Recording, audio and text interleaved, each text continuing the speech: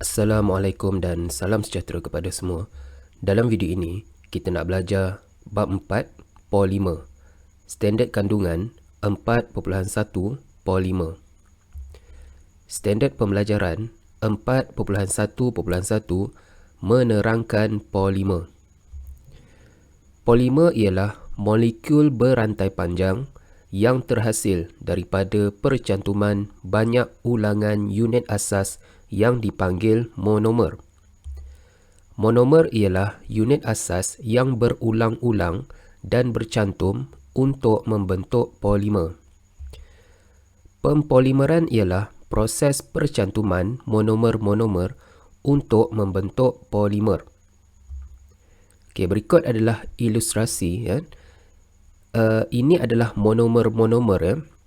Setiap biji ini dikenali sebagai monomer. Jadi dia ada banyak monomer di sini, di mana kesemua monomer-monomer ini dia akan mengalami tindak balas pempolimeran untuk membentuk polimer, di mana kesemua monomer ini dia akan diikat bersama oleh suatu ikatan yang kuat untuk membentuk polimer yang berantai panjang. Baik, kita nak lihat pengelasan polimer. Okay, polimer kita boleh kelaskan kepada 3 ciri. Yang pertama, sumber polimer. Yang kedua, jenis polimer. Dan yang ketiga, cara polimer dihasilkan. Baik, kita lihat yang pertama, sumber polimer ada 2, iaitu polimer semula jadi dan juga polimer sintetik. Polimer sintetik ini bermaksud polimer buatan. Okay. Kemudian jenis polimer pula ada 3. Yang pertama, polimer termoplastik. Yang kedua, polimer termoset. Dan yang ketiga, polimer elastoma. Baik, kemudian cara polimer dihasilkan ada 2 cara. Yang pertama, tindak balas pempolimeran penambahan. Dan yang kedua, tindak balas pempolimeran kondensasi. Okey, kita lihat yang pertama dahulu. Sumber polimer. Okay, ada 2. Yang pertama, polimer semula jadi. Yang kedua, polimer sintetik. Polimer semula jadi adalah polimer yang terhasil secara semula jadi dan dapat diperoleh daripada alam sekeliling, di mana polimer ini dijumpai di dalam tumbuhan dan juga haiwan. Okay, contoh polimer semula jadi: polimer kanji, monomer glukosa. Bermaksud ada banyak molekul glukosa, dia akan mengalami tindak balas pempolimeran untuk membentuk polimer kanji. Okay, yang kedua, kita ada polimer polyisoprena ataupun dikenali sebagai getah asli, di mana monomernya adalah isoprena. Yang ketiga, polimer DNA, monomer nukleotida. Dan yang keempat, polimer protein, monomer asid amino. Okey, polimer sintetik pula adalah polimer yang dihasilkan oleh manusia melalui tindak balas kimia di kilang ataupun di makmal. Contoh polimer sintetik, yang pertama, polimer polyethena, ataupun nama lain dia adalah polyethena ataupun polyetilena. Ketiga-tiga nama ini adalah sama, di mana monomer yang membentuk polimer ini dikenali sebagai ethena. Yang kedua, polimer polistirena. Monomernya adalah stirena. Dan yang ketiga, polimer polyvinyl klorida. Singkatan dia adalah PVC. Monomer yang membentuk polimer ini dikenali sebagai vinyl klorida ataupun kloroethena. Okey, polimer sintetik ini biasanya dikenali sebagai plastik. Semua polimer sintetik ini, polimer buatan ini biasanya kita kenali sebagai plastik. Baik, kita lihat yang kedua iaitu jenis polimer. Ada 3, iaitu polimer termoplastik, polimer termoset dan juga polimer elastoma. Di mana ketiga-tiga polimer ini adalah polimer sintetik, iaitu polimer buatan manusia. Okey, kita lihat yang pertama, polimer termoplastik. Ini adalah ilustrasi polimer tersebut. Okey, polimer termoplastik ialah polimer yang dapat dibentuk semula berulang kali selepas dipanaskan dan boleh dikitar semula. Apabila dipanaskan, rantai polimer akan menggelonsor antara satu sama lain dan menjadi lembut serta melebur. Apabila disejukkan, rantai polimer akan melekat antara satu sama lain dan menjadi keras semula. Ciri-ciri termoplastik ialah tidak tahan haba, penebat elektrik yang baik, tidak mudah teroksida, kalis air, kalis minyak, lembut, ringan dan boleh dibentuk berulang kali. Okey, contoh polimer termoplastik ialah kita ada polyethylene, PVC, nylon. Nylon ni adalah benang buatan dan juga perspex, iaitu sejenis plastik keras dan tahan lasak. Dia lebih kukuh berbanding kaca dan digunakan dalam pembuatan papan tanda dan juga perabot. Okay, jenis yang kedua adalah polimer termoset. Ini adalah gambar rajah struktur polimer termoset, di mana kalau perhatikan pada setiap rantai polimer yang panjang ini, dia ada rangkai silang yang memegang polimer-polimer ini bersama. Okey, polimer termoset ialah polimer yang tidak dapat dibentuk semula selepas dipanaskan. Polimer ini hanya boleh dibentuk sekali sahaja kerana terdapat rangkai silang yang teguh antara polimernya. Apabila dipanaskan, polimer ini akan terurai atau hangus. Dia bukan mencair dan tidak dapat dikitar semula. Haba tidak dapat memberi kesan kepada rangkai silang. Rangkai silang, dia menghalang rantai polimer daripada menggelonsor antara satu sama lain, sekaligus menghalang polimer termoset daripada melebur. Jika dipanaskan pada suhu yang tinggi, polimer termoset akan terurai secara kimia. Ciri-ciri termoset ialah tahan haba, penebat elektrik yang baik, tidak mudah teroksida, kalis air, kalis minyak, keras dan boleh dibentuk sekali sahaja. Contoh, bakelite. Okay, ini adalah contoh polimer bakelite. Kita ada kepala tombol gear di mana plastik yang digunakan untuk membentuk bahan ini adalah daripada polimer termoset. Kemudian kita ada Swiss, palam elektrik, dan kita ada pemegang striker. Ini dikenali sebagai bakelite. Kemudian kita ada epoxy resin. Kita ada gum, pelekat yang kuat ini adalah sejenis polimer termoset. Dan melamin, polimer yang digunakan untuk membuat pinggan mangkuk. Yang ketiga, polimer elastomer. Di mana kalau awak perhatikan pada rantai polimer elastomer terdapat juga rangkai silang yang memegang polimer-polimer ini bersama. Polimer elastomer ialah polimer yang dapat diregang dan kembali kepada bentuk asal selepas dilepaskan. Mempunyai sifat elastik yang tinggi, iaitu kenyal ataupun anjal. Tidak mudah untuk dikitar semula. Contohnya, polyurethane, polimer yang digunakan untuk membuat span. Getah styrena butadiene, singkatan dia adalah SBR, digunakan untuk membuat tapak kasut dan juga tayar kenderaan. Getah silikon digunakan untuk membuat alatan perubatan dan juga neoprena, iaitu getah yang digunakan untuk membuat pakaian renang. Okey, kita lihat yang ketiga, bagaimana cara polimer dihasilkan. Terdapat dua cara, iaitu yang pertama, tindak balas pempolimeran penambahan. Yang kedua, tindak balas pempolimeran kondensasi. Okey, kita nak lihat yang pertama dahulu, tindak balas pempolimeran penambahan. Tindak balas pempolimeran penambahan ialah proses percantuman monomer-monomer yang sama jenis yang mempunyai ikatan kovalen ganda 2.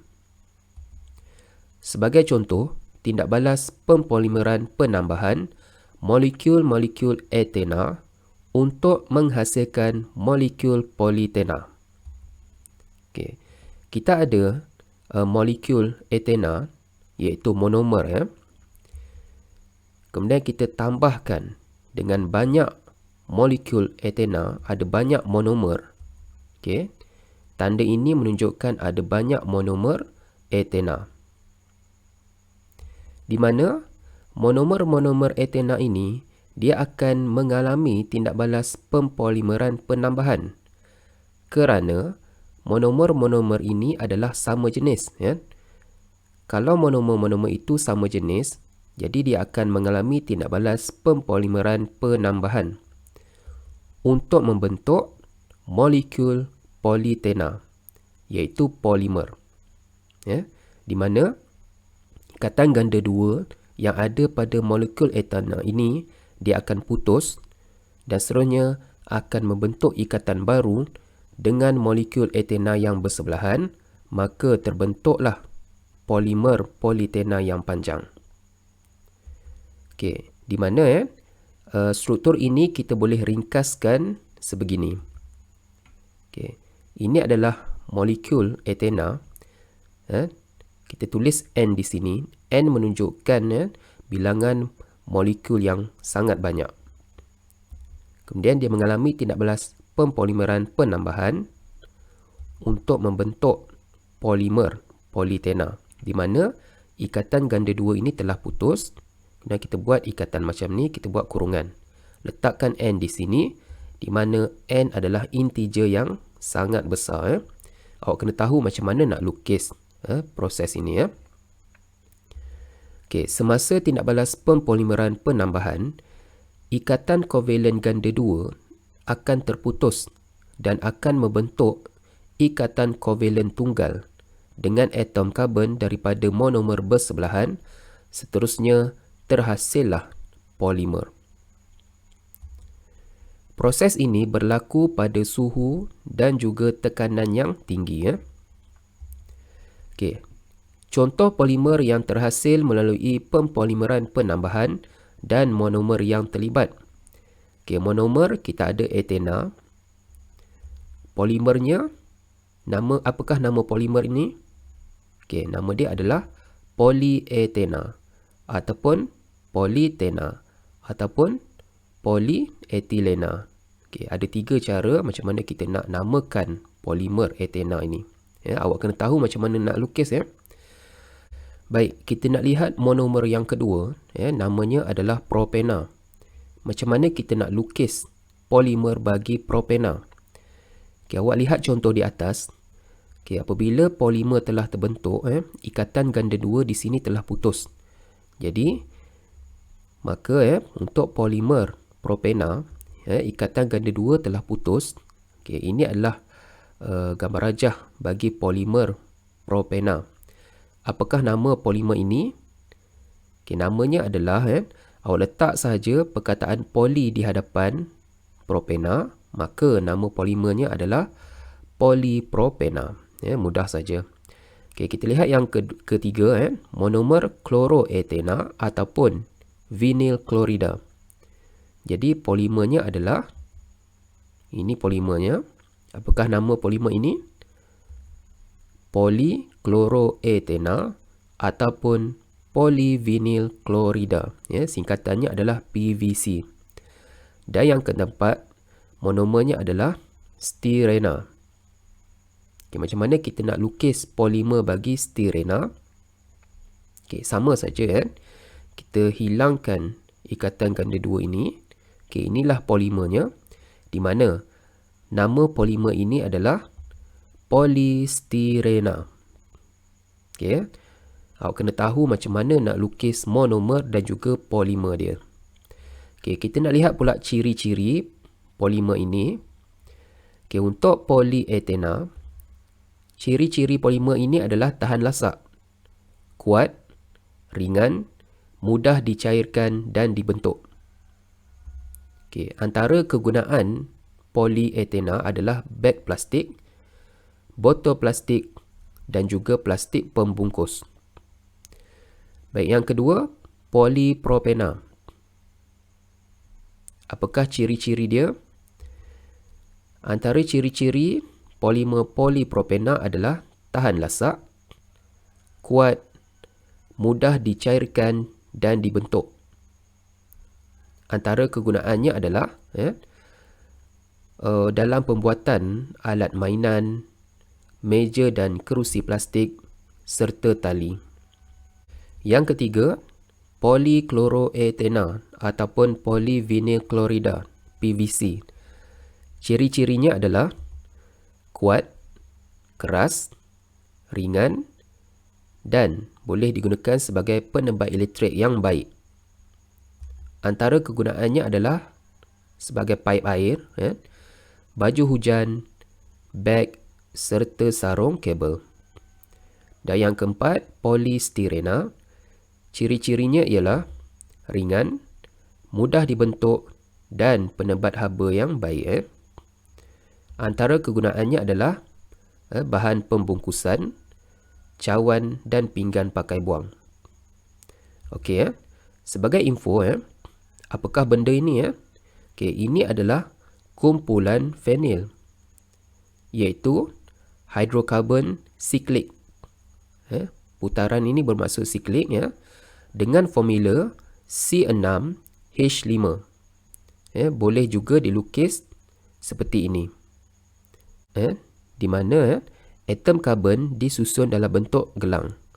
Awak akan pelajari benda ini di peringkat yang lebih tinggi nanti. Baik, kita nak lihat yang kedua, tindak balas pempolimeran kondensasi. Tindak balas pempolimeran kondensasi ialah proses percantuman monomer-monomer berlainan jenis untuk membentuk molekul yang besar dengan penyingkiran molekul-molekul kecil seperti air dan juga hidrogen klorida. Pempolimeran kondensasi melibatkan sekurang-kurangnya dua jenis monomer yang berbeza. Tindak balas pempolimeran ini berlaku pada kumpulan berfungsi monomer ini. Contoh polimer yang dihasilkan melalui tindak balas ini ialah terilena dan juga nylon. Okey, kita nak lihat yang pertama dahulu, polimer terilena. Nama lain dia adalah polyester, di mana terdapat banyak rangkaian ester di dalam polimer terilena.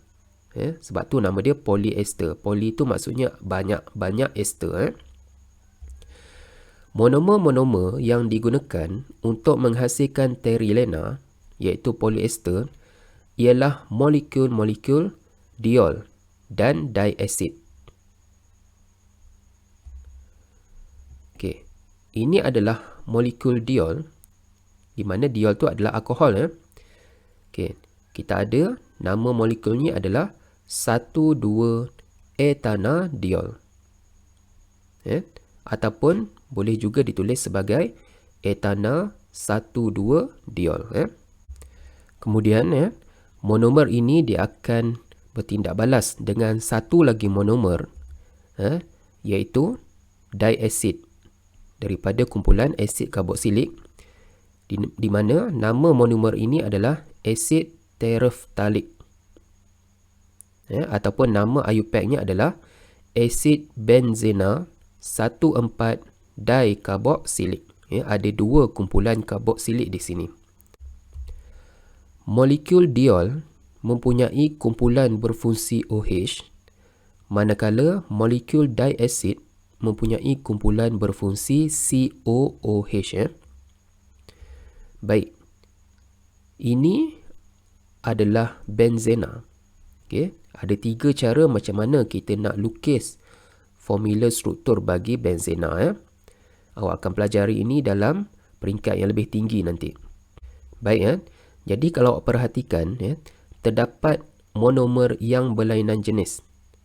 Apabila monomer yang berlainan jenis bertindak balas, dia akan mengalami tindak balas pempolimeran kondensasi, di mana di dalam tindak balas pempolimeran kondensasi, berlakunya penyingkiran molekul kecil seperti air dan juga hidrogen klorida. Okay, dalam contoh ini, molekul air akan disingkirkan. Apabila molekul air disingkirkan, ikatan baru akan terbentuk di sini untuk berbentuk polimer yang dikenali sebagai polyester ataupun terilena. Jadi inilah dia tindak balas pempolimeran kondensasi, iaitu tindak balas pencantuman monomer-monomer berlainan jenis untuk membentuk molekul yang lebih besar dengan penyingkiran molekul kecil seperti air dan juga hidrogen klorida. Okay. Terilena sesuai digunakan untuk membuat tekstil, stoking, payung dan jari ikan kerana sifatnya yang kenyal, lengai secara kimia, dapat diwarnai dan mudah dijadikan gentian. Baik, kita lihat contoh yang kedua, nylon. Nylon ialah istilah umum yang diberikan kepada polimer sintetik yang diperbuat daripada 2 jenis monomer, iaitu amina dan klorida asil. Okay, ini adalah formula struktur bagi monomer amina, ataupun nama IUPAC-nya adalah 1,6-hexadiamina. Ini adalah kumpulan amina. Kemudian dia akan bertindak dengan satu lagi monomer, iaitu klorida asil, ataupun nama IUPAC-nya adalah decanadiol diklorida. Kedua-dua monomer ini adalah berlainan jenis. Maka oleh kerana kedua-dua monomer ini dia berlainan jenis, dia akan mengalami tindak balas pempolimeran kondensasi, di mana satu molekul kecil dia akan disingkirkan. Dalam kes ini, yang akan disingkirkan adalah hidrogen klorida. Kemudian, ikatan baru akan terbentuk, maka terbentuklah polimer nylon. Boleh, Nylon ialah benang buatan. Tujuan nylon dicipta adalah untuk menggantikan benang sutera. Nylon ialah polimer yang kuat, ringan, tahan lasak, kalis air, mudah dijadikan gentian, senang dicuci dan boleh diwarnakan dengan pelbagai warna. Nylon digunakan untuk membuat berus gigi, tali pancing, payung terjun, kapet, tekstil, benang dan juga penebat elektrik. Okay, kita nak lihat pula penggunaan polimer dalam kehidupan seharian. Polimer sintetik banyak digunakan dalam pelbagai aspek kehidupan kerana memiliki ciri-ciri yang tidak terdapat pada polimer semula jadi. Antaranya ialah, ini adalah ciri-ciri polimer sintetik. Yang pertama, mudah dibentuk dan diwarnakan. Yang kedua, bersifat lengai dan tidak reaktif. Maksudnya, polimer sintetik ini dia lebih tahan kepada bahan kimia dan juga tidak mudah teroksida berbanding polimer semula jadi. Yang ketiga, polimer sintetik ini dia mempunyai daya tahan haba yang tinggi. Maksudnya dia tidak mudah terbakar. Ciri yang keempat adalah polimer sintetik kebanyakannya dia lebih murah. dia lebih murah berbanding polimer semula jadi. Yang kelima, ringan, kuat dan juga keras. Ya, di mana polimer sintetik ini dia tidak mudah terkakis dan juga tidak mudah reput. Yang keenam, polimer sintetik adalah penebat haba yang baik. Bermaksud boleh digunakan sebagai penebat elektrik dan juga tahan suhu yang tinggi. Okey, kita nak lihat pula kesan polimer sintetik terhadap alam sekitar. Kepelbagaian ciri yang terdapat pada polimer sintetik menyebabkan permintaan dan penggunaannya semakin meningkat saban tahun. Sifat sesetengah polimer sintetik yang stabil dan tahan lasak menjadikannya sangat berguna, tetapi dalam pada masa yang sama sangat sukar untuk dilupuskan kerana tidak mudah terbiodegradasi, iaitu tidak dapat diuraikan oleh mikroorganisma. Hal ini boleh menyebabkan pencemaran alam sekitar yang serius. Di daratan, pembuangan polimer sintetik seperti botol plastik telah menyebabkan sistem perparitan dan aliran sungai tersumbat. Ini boleh menyebabkan banjir kilat, kewujudan tempat pembiakan nyamuk, tikus, lalat dan seterusnya menyebabkan pelbagai penyakit, antaranya denggi. Bekas-bekas plastik yang berisi bahan kimia yang dibuang ke dalam sungai ataupun laut turut membawa sisa bahan kimia yang terdapat di dalamnya. Ini menyebabkan hidupan akuatik mati dan seterusnya menjejaskan sumber makanan manusia. Botol plastik dia mengambil masa sehingga 450 tahun untuk terurai sepenuhnya. Pelupusan polimer sintetik secara pembakaran di tempat terbuka boleh mencemarkan udara. Pembakaran kebanyakan polimer sintetik akan membebaskan gas karbon monoksida yang beracun dan gas karbon dioksida yang boleh menyebabkan kesan rumah hijau. Ini akan menyebabkan suhu bumi semakin meningkat. Pembakaran PVC akan membebaskan gas hidrogen klorida yang menyebabkan hujan asid. Pembakaran polimer sintetik yang mengandungi karbon dan nitrogen seperti nylon akan membebaskan gas yang sangat beracun seperti hidrogen sianida. Bagaimanakah langkah-langkah untuk mengatasi masalah pencemaran polimer sintetik? Seiring dengan perkembangan bidang sains dan teknologi hijau, pelbagai cara telah diperkenalkan untuk memastikan penggunaan polimer dengan lebih lestari.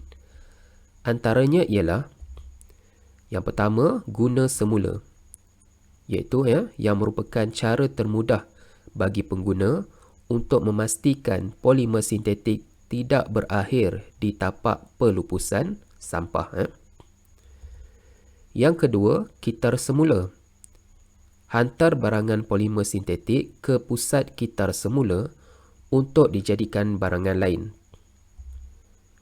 Dan yang ketiga, gunakan plastik terdegradasi. Terdapat banyak barangan biodegradasi, iaitu yang akan terurai secara semula jadi oleh bakteria, dan barangan fotodegradasi, iaitu yang akan terurai oleh cahaya yang dijual di pasaran. Plastik ini akan terurai dalam masa yang singkat berbanding barangan yang tidak terbiodegradasi yang mengambil masa ratusan tahun untuk terurai. Ini adalah contoh plastik fotodegradasi. Bandingkan keadaan plastik ini pada hari pertama, selepas 30 hari dan juga selepas 55 hari, di mana plastik ini dia akan terurai oleh cahaya. Ini pula adalah contoh cawan dan juga plastik biodegradasi. Jadi sila buat latihan di dalam buku teks muka surat 150 uji diri 4.1 dan latihan di dalam buku kerja muka surat 157 sehingga 165. Sekian, terima kasih.